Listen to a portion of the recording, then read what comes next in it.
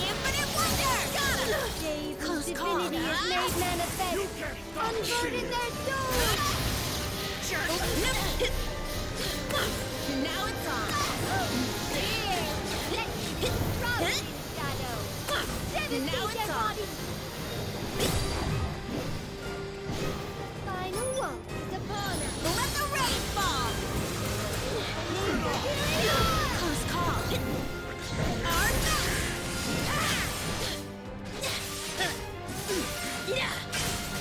Over here! Show 'em who's boss! Got him! Infinite wonder! Got him! Keep up! Don't panic. I'm almost there. Distinguished guests require unusual hospitality. You can still die too, tough guy. Oh yeah! No act is upon us.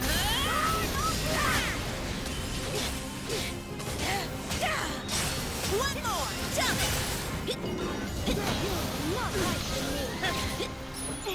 Good. Rain of fury! Artist. Now then,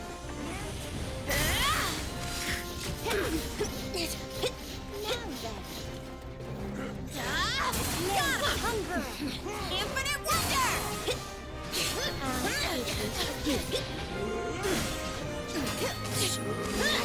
Come on!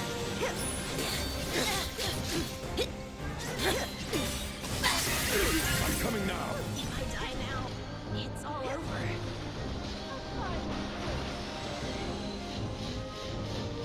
Your body's not indestructible. You can still die too, tough guy.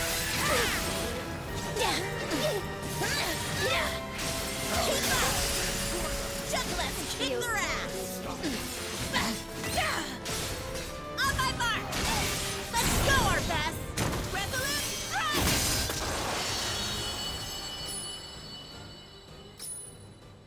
That was a sight to see.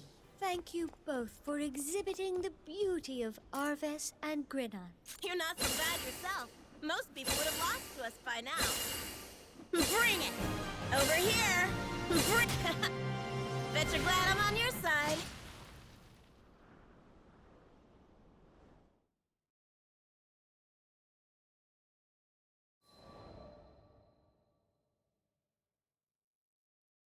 You'd better have a good reason for sneaking in here, little man. I didn't want you getting hurt.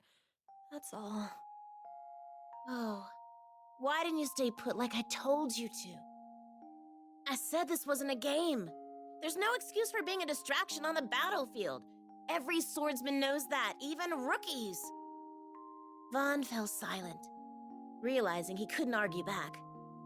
He just stood there with his head hanging down. Crap. Was I too hard on him? But here's the thing about warfare. If you're all valor and no discretion, you're gonna end up in a coffin real fast. I messed up. I'm sorry. Vaughn looked so miserable. It was like watching a kid choke down bitter medicine. What could I say to soften the blow? You made a mistake, but your intentions were true. It takes courage to own up to one's error and apologize. Vasaraga gently clapped the boy on the shoulder with his rugged mitt.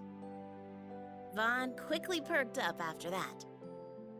Vasaraga's like a giant teddy bear when it comes to kids.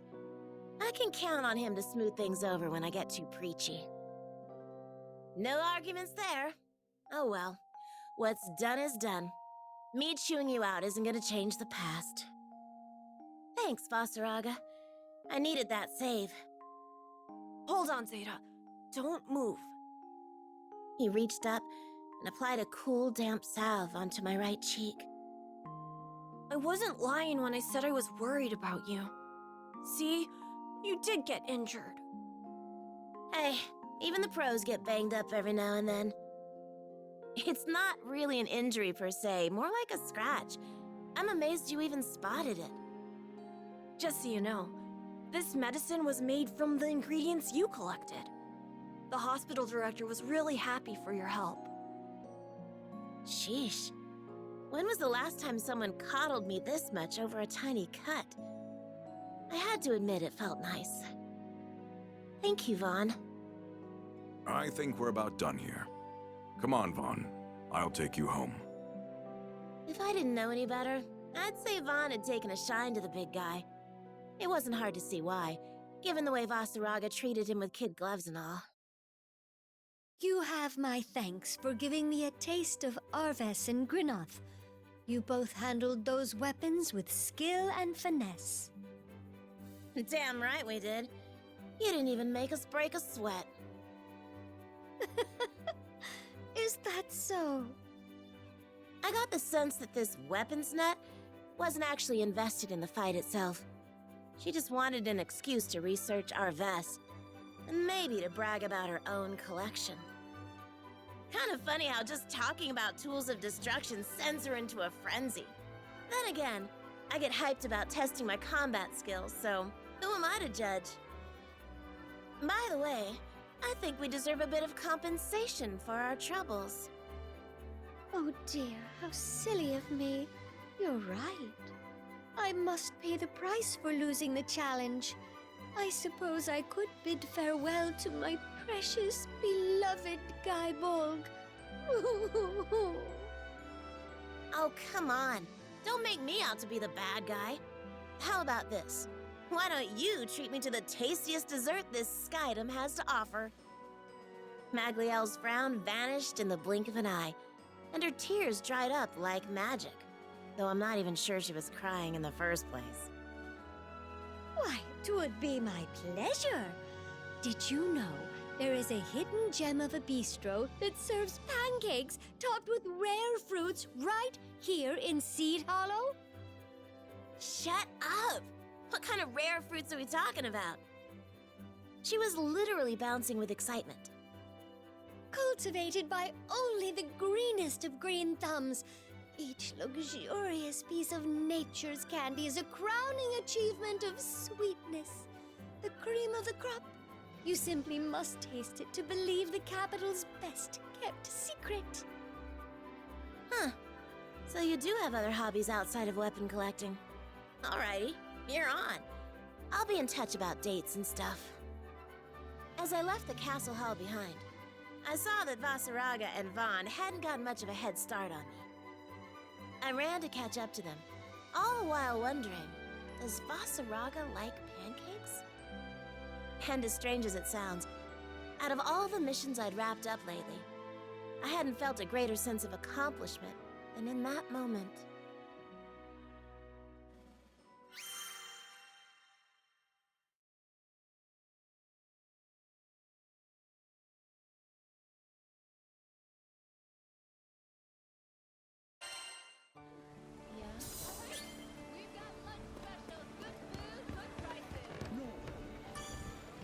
Come to view the requests?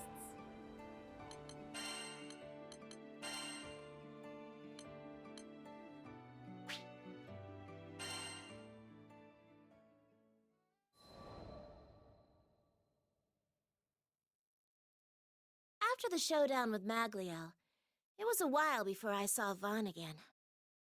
Hey, little man. I was wondering when you were gonna pop in. How you holding up these days? His hair had grown out a bit since we last talked. I had no idea that much time had already passed. He seemed downcast, as if he had something heavy on his mind. Maybe I could get him to open up about it. Is there something you want to get off your chest? Yeah, how should I put this?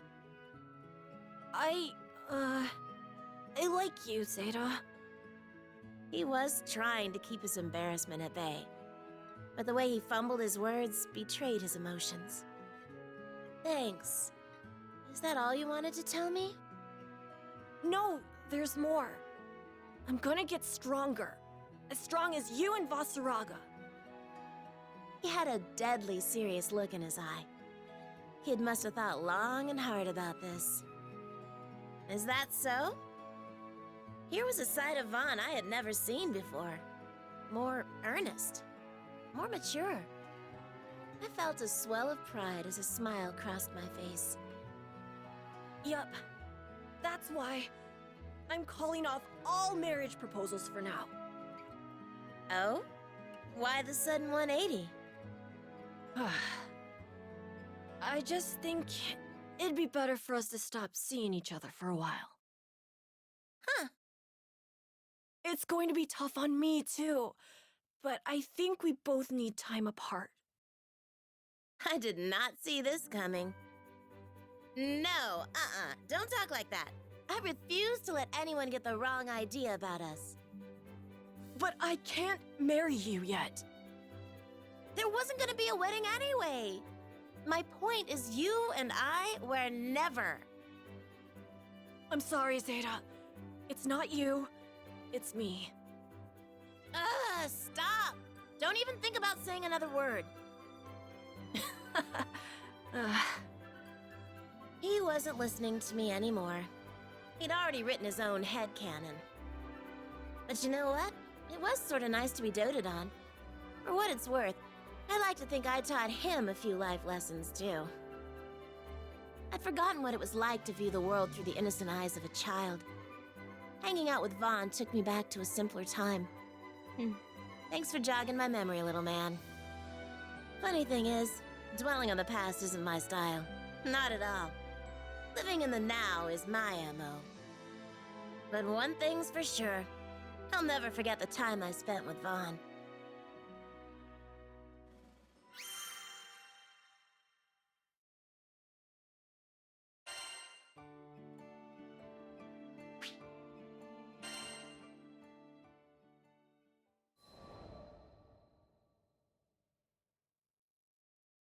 Dear Zeta, I'm doing well.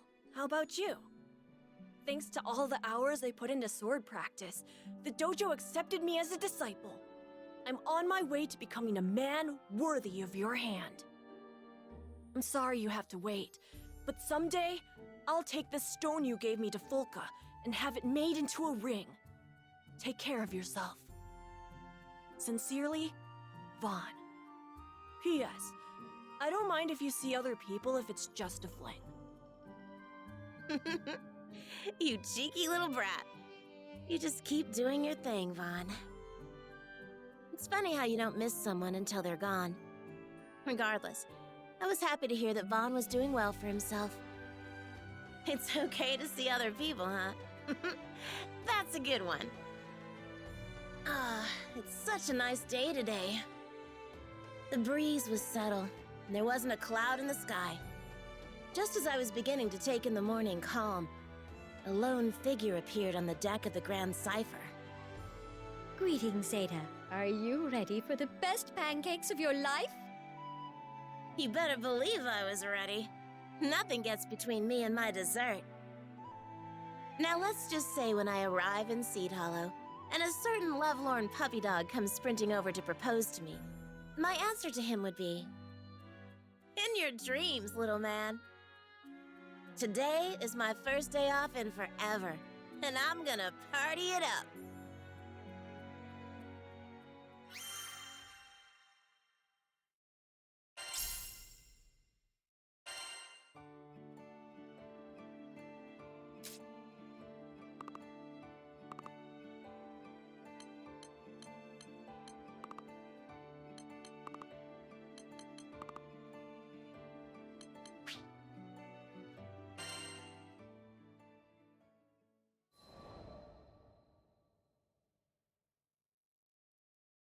Foul smell fills the air as my dissolving limbs grow black.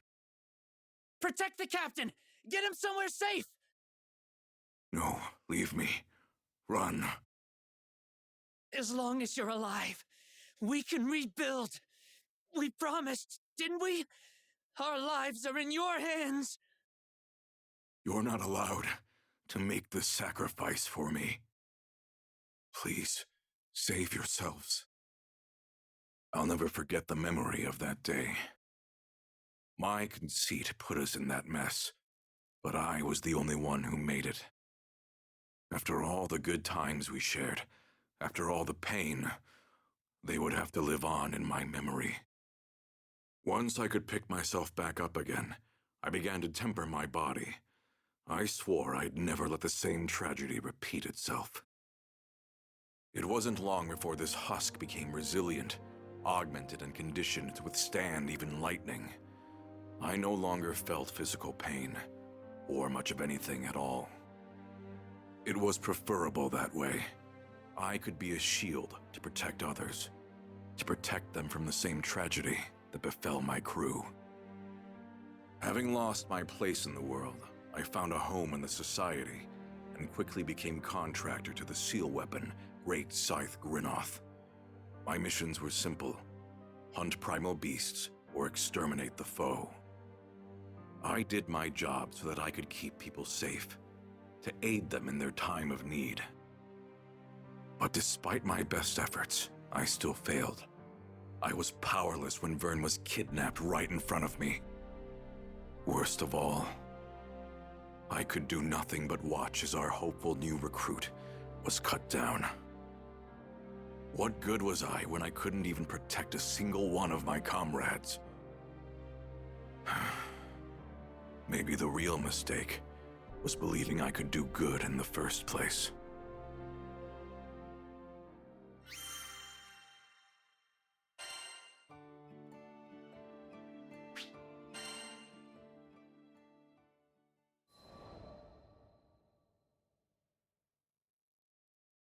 I joined the society to protect others, which sounds noble on paper, but in reality, it was all for my own sake. I'm the reason that my old crew, my family, found an early grave. It was only right that I spend the rest of my meager life in atonement. At least, that's the excuse I told myself.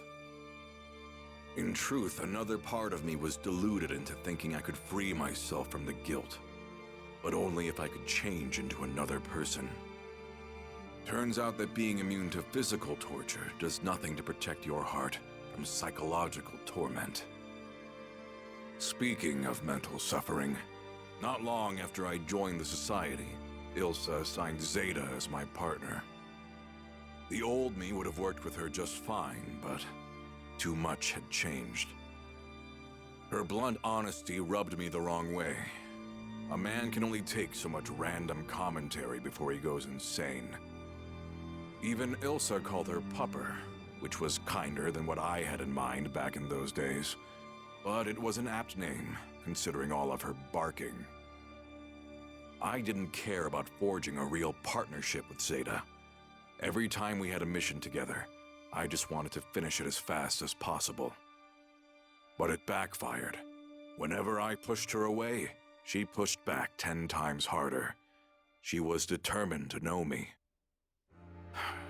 I would have never admitted it out loud, but I was afraid. After all, the closer you are with someone, the harder it is to cope with their loss.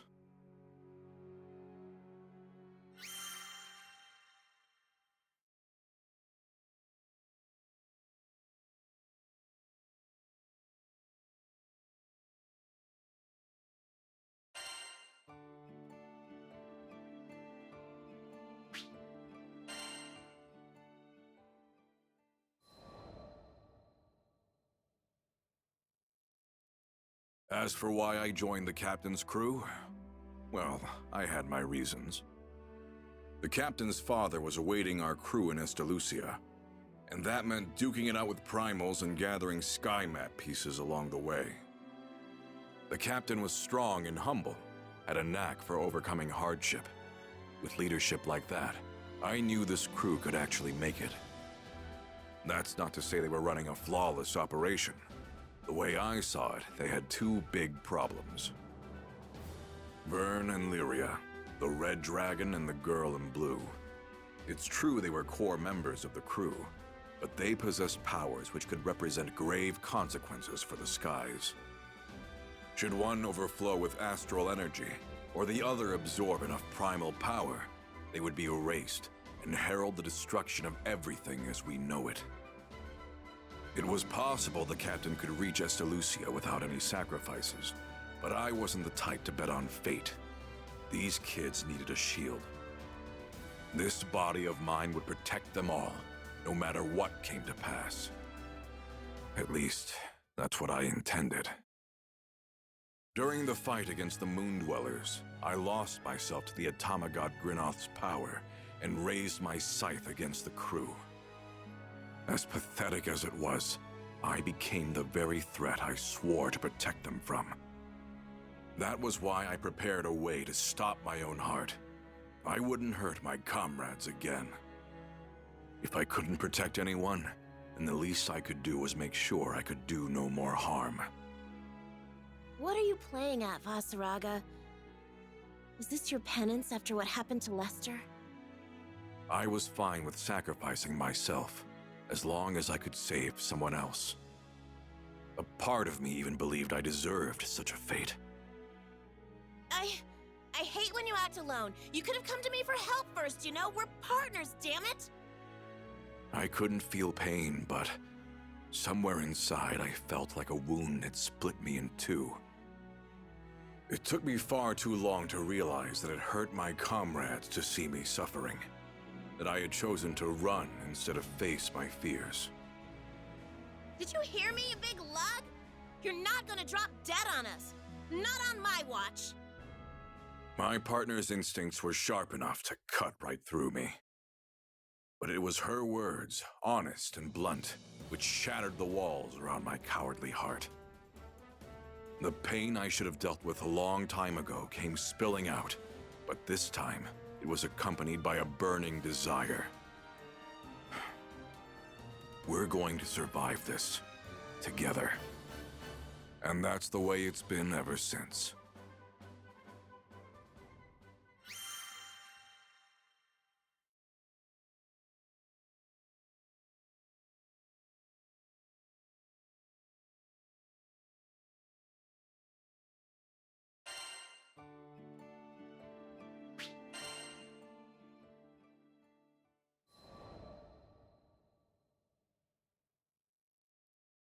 Early in the morning, before the crew was to head out for a request, I headed to the forest surrounding Folca to conduct a test on Grinoth.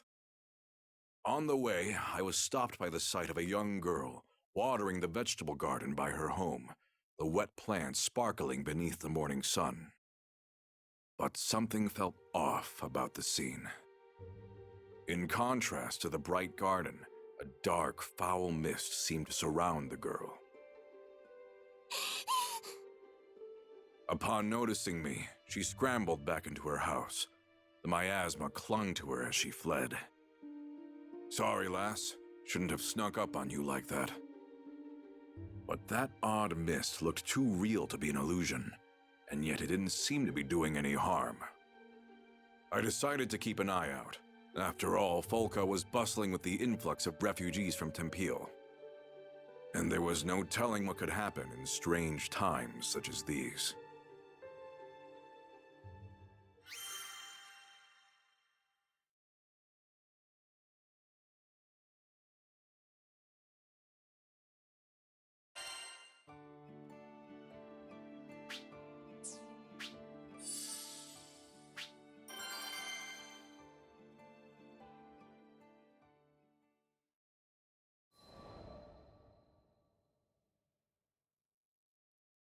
Grinoth ripped through the silence of the forest.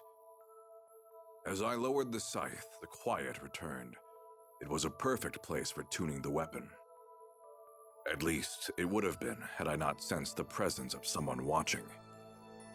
Whoever it was, they had yet to strike, so I assumed they were no threat. Perhaps they were one of Folca's residents. I know you're there. State your business. Turning around, I saw the familiar face of the mist-shrouded girl. That black armor. Your big scythe. Her expression was blank, completely devoid of the cheer she had while watering her garden. Eventually, she spoke as tears welled in her eyes. I'm tired, Mr. Reaper. You can take me away now. The floodgates broke, a steady stream cascading down her cheeks. Mr. Reaper? What are you talking about? I only wanted to grow those little ones. but everything I do hurts them. They all rot away. All I do is cause pain. The girl hung her head and grew silent. It was obvious she had given up on life. It was a feeling I was all too familiar with. Once you've steeled yourself for death, you start thinking there's no other way out. But before I could console her, a monster appeared from the brush and leapt at the girl.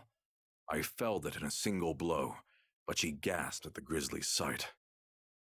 Fear appeared in her eyes. Good. If she could still fear death, then she wasn't too far gone. Sorry to disappoint, but I'm no Reaper. Most I can manage is to bring you safely home. You'd rather not be monster kibble, right? Need to gather your thoughts? I get it. Life rarely gives us obvious choices. Okay. Keep close. Maybe it was just a trick of the light, but I saw a bit of life return to her gaze. I took a step back toward the village, ready to prove I was no Reaper of the afterlife. Time to go home. Should be this way.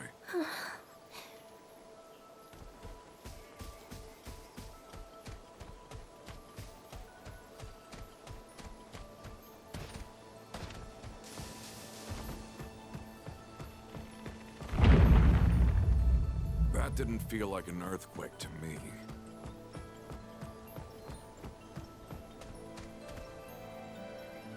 Path's blocked by a boulder. Weird. It wasn't here before. Let's look around.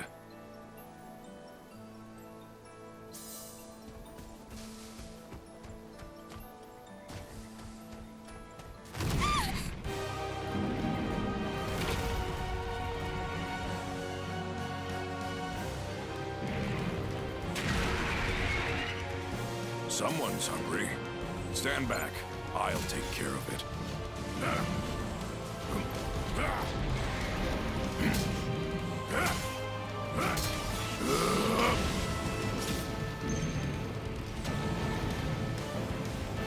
Proceeding with caution. You should run. I'm not worth risking your life for. I said You I... actually defeated that huge beast by yourself. Good. You're not hurt. Now, what do we do about that boulder? I know another way back. It'll take longer, but Fine by me. You take the lead.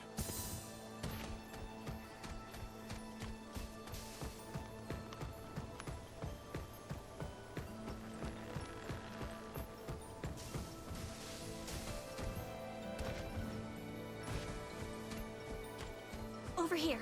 I feel eyes on us. We're not alone.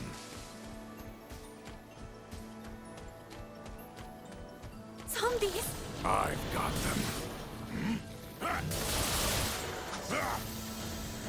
Battalions of fear!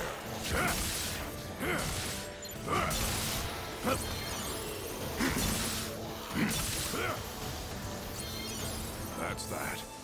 Ready to go. Yeah.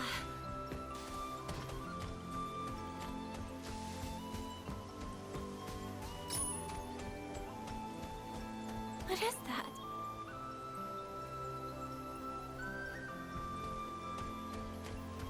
You look exactly like a Reaper. I guess I'm no slouch with the sight. The moon set!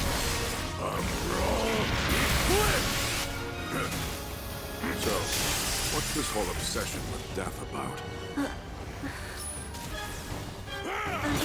You don't have to answer, but just remember, once you die, that's it. Are you sure you weren't a Reaper? Even if I was, it's not your time yet. Not today.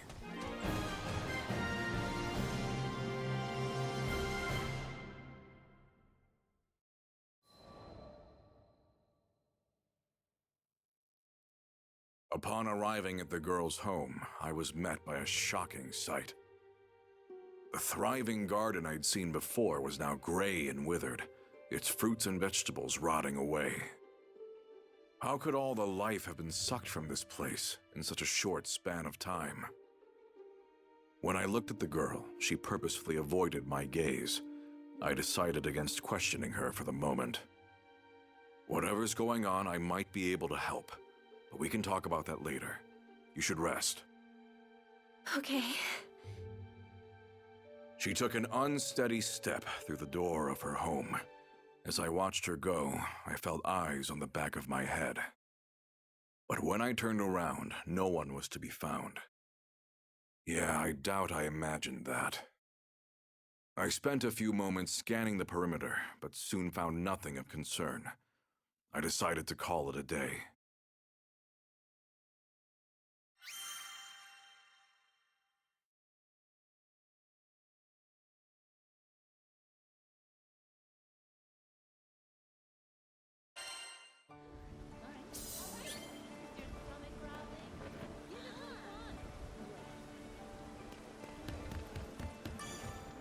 Come to view the requests?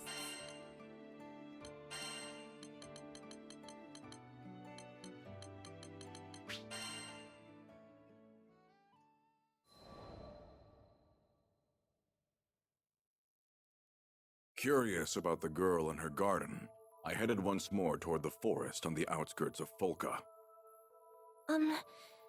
I never had a chance to thank you for the other day. Though she was more lively than before, her spirit was clearly drained.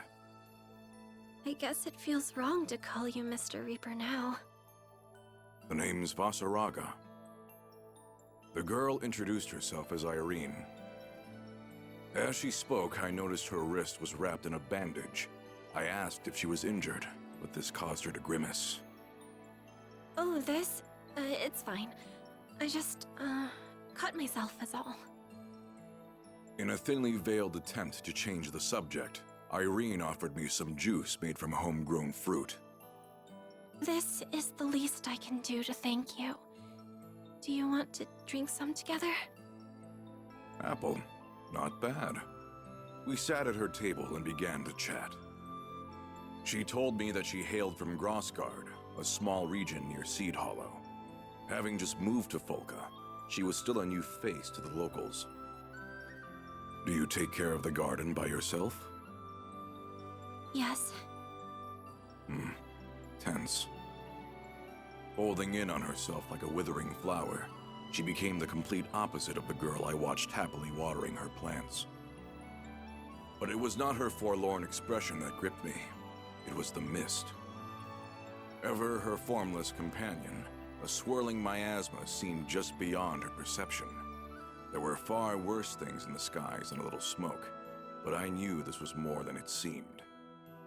Mind if I stop by again? I could visit between requests. I wanted to help her, but not out of a misguided sense of obligation. I just wanted to make sure she never forgot what it was like to smile.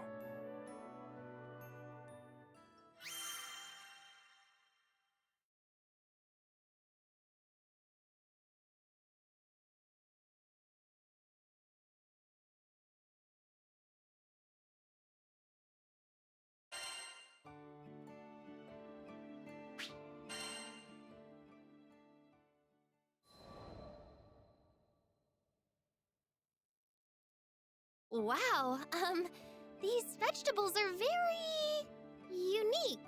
Yes, unique. I brought Vern and Lyria with me in hopes of lifting Irene's spirits. How do you make a tomato look like a shriveled bone? That's talent, I guess. Vern was, for better or worse, brutally honest. Now, who did that remind me of? Vern, don't be rude. It's fine, Lyria. He's not wrong. Though she had every right to be offended, Irene took the comment in stride. Our two most carefree members of the crew seemed to be rubbing off on her. Guess it was the right call to bring them. I'm not the best at brightening the mood. So Vasaraga told us about your plants. You want them to grow big and healthy, but they keep withering, right? Yes. After a moment of silence, Lyria gave Irene a sympathetic smile, encouraging the girl to divulge her feelings. She began to perk up. Guess Zeta was right. It really is easier to share your worries with someone closer to your age. Taking care of those little ones is my purpose in life. She went on to recount how she had always been a loner. From a young age, her only friends were the plants she cared for. Recently, she had discovered that she could hear her plants talk, though she had no idea how or why. But now, it's like my precious friends are fading away, one by one. I don't know how much more of this I can take. Not long after she had gained the ability to communicate with her cherished plants, they suddenly began to wither and die one after another. She could hear them wail in agony as they reached their end. It was no surprise that she soon reached her breaking point. A few are still alive, but I'm sure they'll join the others in no time. If this is all that's waiting for me in the future, then I would rather not live to see it. Watching the lives of your loved ones slip out of your fingers? I could relate to that. What was she supposed to do? Distance herself from her reason for living? Wasn't that as good as dying? I eyed the black mist. Look, there's gotta be a way to fix things. What? But I've tried everything. Squeezing her bandaged wrist, Irene looked up at me in confusion. I did my best to reassure her without betraying the worry gnawing at my mind.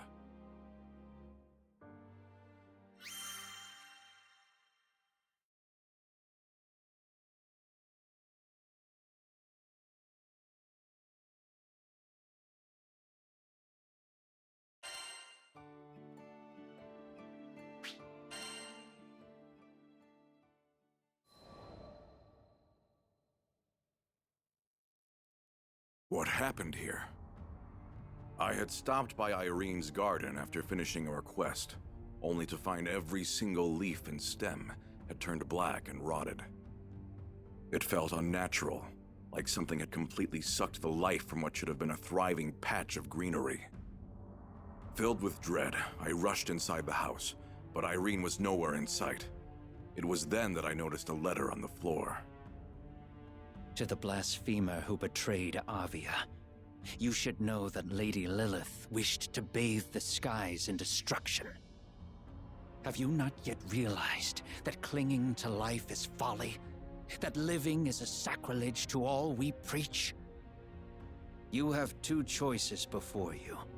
Watch as that forbidden implement spreads darkness to all those innocent folk living around you, or return to Avia and repent.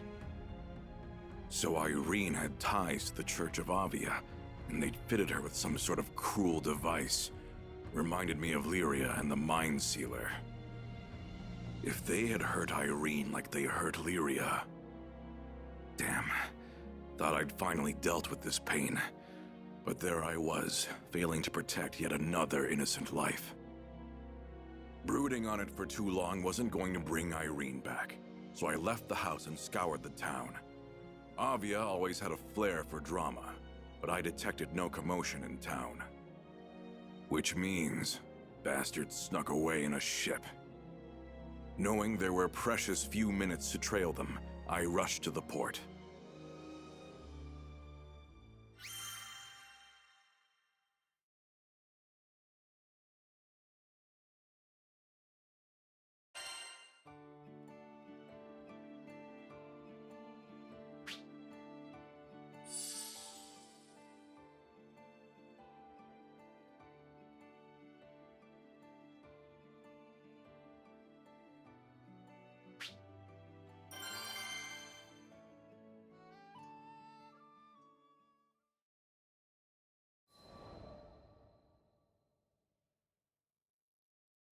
The captain, who saw me rushing to the port, joined me in the chase.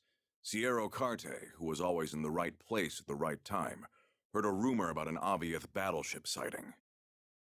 We took after them immediately, driving the Grand Cipher as hard as we could to close the distance. Found you. After we crested a cloud bank, their ship came into view. In a contest of speed, A mere battleship was no match for the Grand Cipher. We soon pulled alongside our quarry and boarded their vessel. I assume you're the draft that's been stalking our new shaman? Let Irene go. I'm afraid that's out of the question. The tension in the air grew palpable. That device she wears incinerates life. For now, the dark flame only affects plants. But with a little more time, the shaman will consume all life in Zega Grande. Lady Lilith will have her salvation, one way or another. You call that salvation? Maybe these fools didn't understand Lilith's true goals. Or maybe they were just bending the truth to satisfy their own cruel desires. Regardless, they were hazards that needed to be taken care of. She shows remarkable compatibility with the Dark Flame. We will use her to fulfill Lady Lilith's wishes once and for all. At the expense of Irene and this skydom? Not on my watch. It's time someone put your schemes to rest. Grinoth, did you hear that? We've got work to do. Lend me your strength.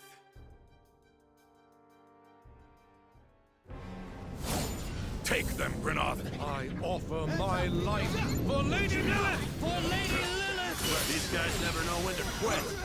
Call for reinforcements. We stop them here! For life! There's no end to them! Rackham, can you pull up alongside them? We need to board and find Irene. Of course! No kid is getting kidnapped on my watch. Lay it on them. I'll do it. Nice work. Couldn't have said it better myself.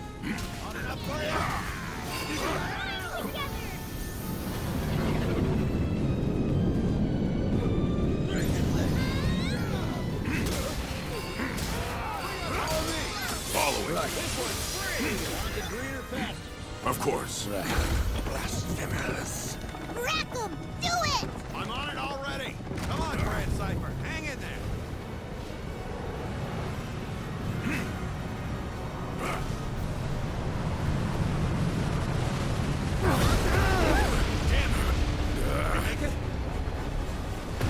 Thanks for the ride. I'll handle. Let Irene go. The shaman shall be our salvation! Defend her to the end! Protect our friends, and we won't have problems. You have my word.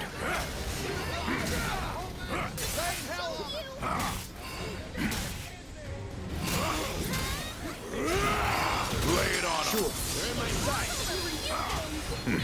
Carry on. Understood. Ready to go.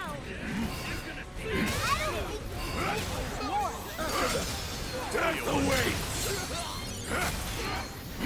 That was awesome, big guy! Careful, more are coming. It's too late to beg for mercy now, outsiders! Our salvation will be as Lady Lilith foretold. You even know what Irene wishes for? You're in charge! The shaman has a duty to embody Lady Lilith's teachings. Guess we gotta knock some sense into them the hard way!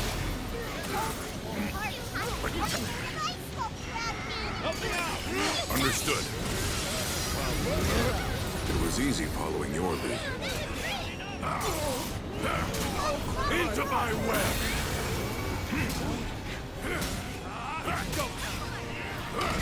Sorry, Lady Lilith. Accursed outsiders! Asaraga, did you come for me? You're safe now. Let's get you home.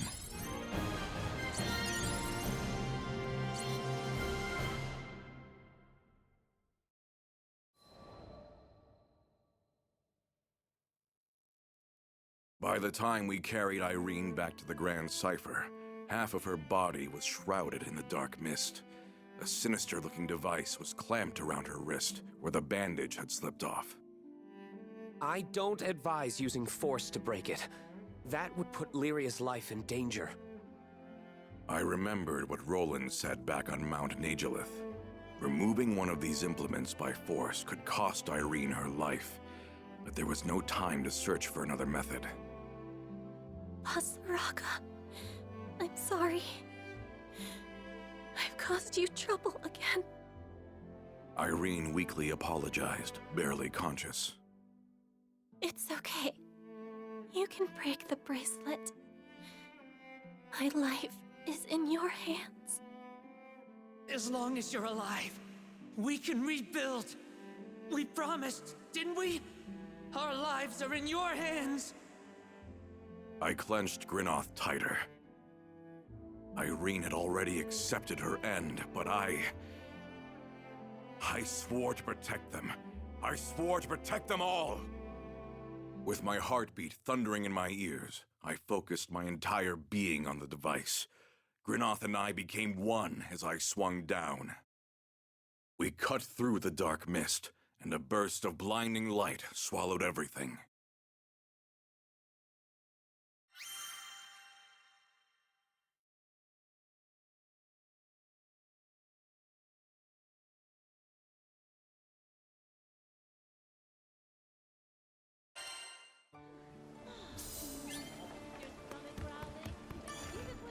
Hello there.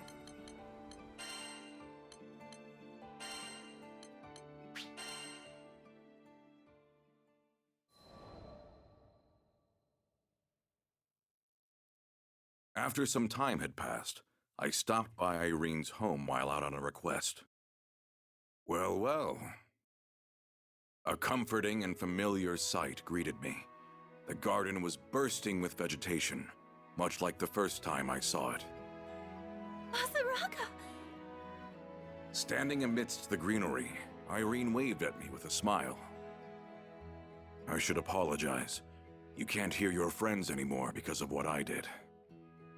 She shook her head, her smile still present. No, I shouldn't have let the church tempt me like that. I'm sorry for dragging you and your crew into my mess. A hint of sorrow graced her features. I can't hear these little ones anymore, that's true. But I can still tell what they want to say.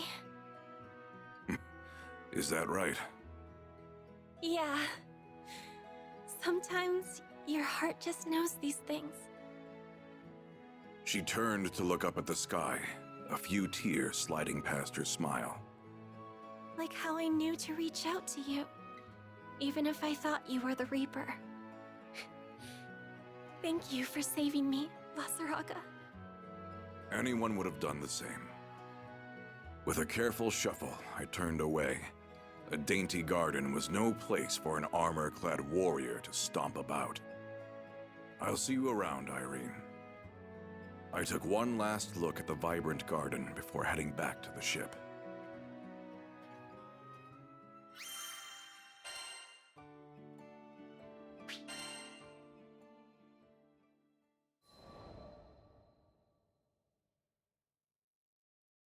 The morning had barely begun when Zeta came barreling over with a package addressed to me. It was stuffed full of fruit, which only confused her further. Huh? Aren't these folk a gold fruit? Lucky man! I heard their produce is all the rage these days. Whoops. Guess I hadn't told Zeta about Irene and her garden yet. Looks like the pantry is full. Help me carry these back to my room. Sure, but this is kind of a lot for a midnight snack. I figure being surrounded by a little more nature couldn't hurt. Didn't take you for the crunchy type. Gonna grow your own orchard or what? She was joking, but honestly, it didn't sound like such a bad idea. Ever had fresh apple juice before? I'll make you some, as thanks for helping me carry everything. Wait a minute. You never put this much effort into treating me. Is this a trap? A skilled gardener taught me a trick or two. Never hurts to practice a new recipe. The vibrant fruit told me how well Irene was doing, much better than any letter could. Offering her garden a silent word of thanks, I was ready to enjoy its generous harvest.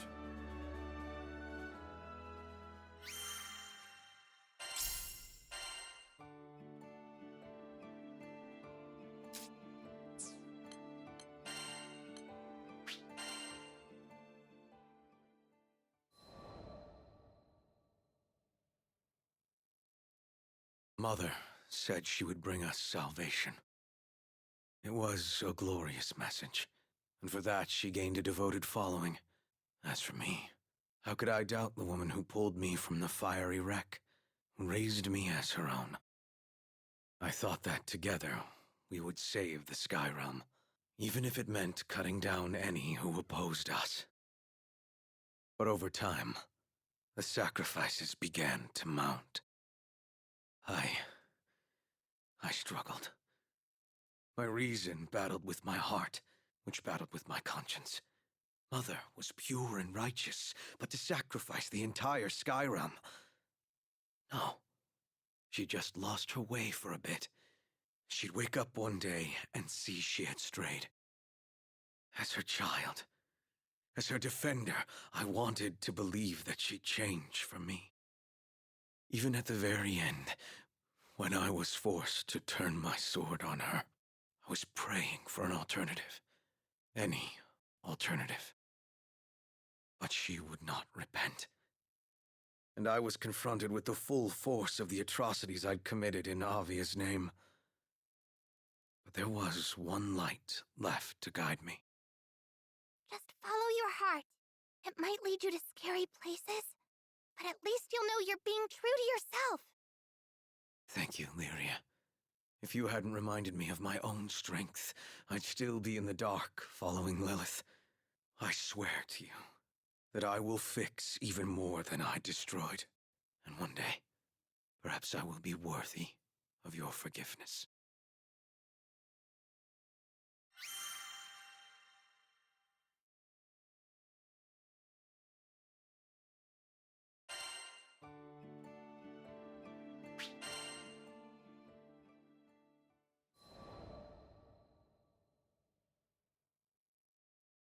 "15 years ago, Dolly fell prey to a violent catastrophe.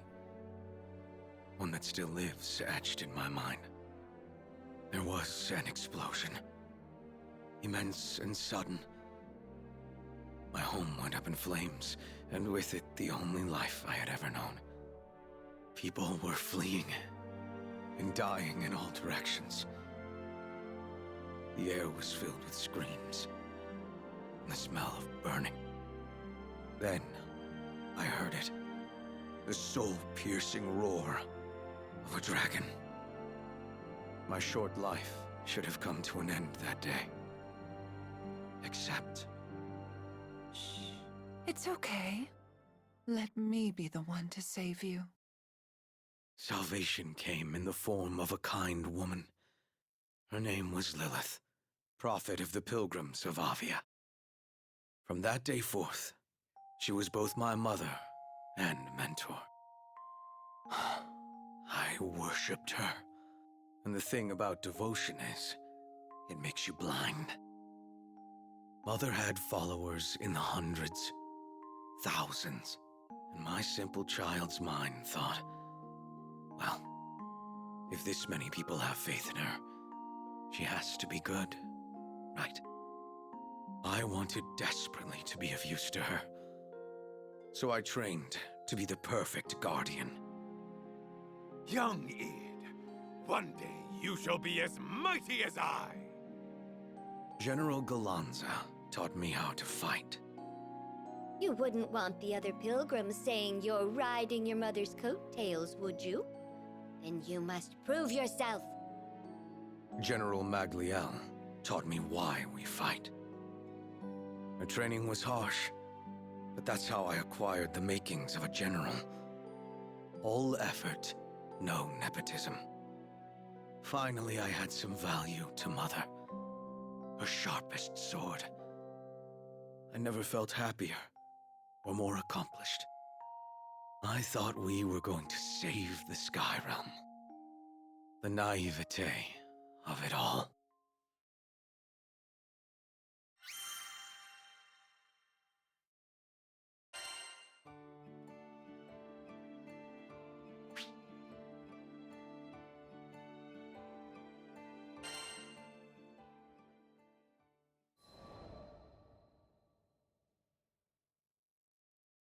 After we captured the Shaman of Salvation for Lilith's cause, I was assigned to be the girl's keeper. That made me enemy number one to the Grand Cypher's crew. Every time I took Lyria to a primal beast altar, they'd be there, and we'd fight. I mean, there was a time or two we had to cooperate to prevent widespread calamity. That's beside the point.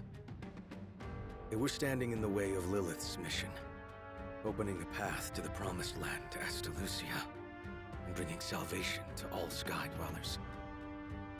Salvation. It's a powerful word in a messed up world like ours. I wonder everyone got roped in by her lies. Lilith was no more than an astral desperate to return to her home dimension, and she would have sacrificed the whole Sky Realm to do it. I tried to reason with her. Might as well have asked an avalanche to change course. So I turned to prayer. But what are hopes and belief without action? So left with no other choice, I joined the crew of the Grand Cypher to dispatch my own mother. But I never could have foreseen what would happen next. Lilith did something, and freed a monster from within me. The dragon I'd seen the day Dolly burned, with wings so vast they overshadowed all of Sega Grande. Bahamut Versa. But then I learned, Bahamut didn't cause the Dolly calamity. It had come to stop it. It was Lilith who killed my family and razed my home. She'd only let me live for one reason. She needed a vessel to seal the dragon in, and I was conveniently nearby. She'd raised me to win my loyalty and protect herself from the god of destruction now living inside me. But when I stopped being of use to her, she abandoned me and let me turn into Bahamut. I don't know how to describe the feeling of flesh melting into scales, a fire filling your stomach. All human warmth, human blood seemed to rush from my veins, and it was replaced by an overwhelming urge to destroy. It was like being swept away in a torrent. Any attempt to fight it only made the suffering worse. I was so tempted to give in. But the crew wouldn't let me. Apparently, the captain was sure I wouldn't lose my soul battle with Bahamut. So to help me along, they decided to beat on the dragon from the outside until he coughed me up. Yeah, not the most elaborate plan. But it worked. The whole time they were fighting, they called my name, and the sound of their voices brought me back. I split myself from Bahamut, then joined the crew to take it down. We had our losses, though. Bahamut hit me and the captain with a blow that sent us hurtling into another dimension. A man named Roland dove in to save us, sacrificing himself along the way. And that's how we came back to Folka without him. Roland used to be the local Mr. Fix-It, by the way. And I took up that mantle. I owed him that much. And I figured it'd be a first step in making amends.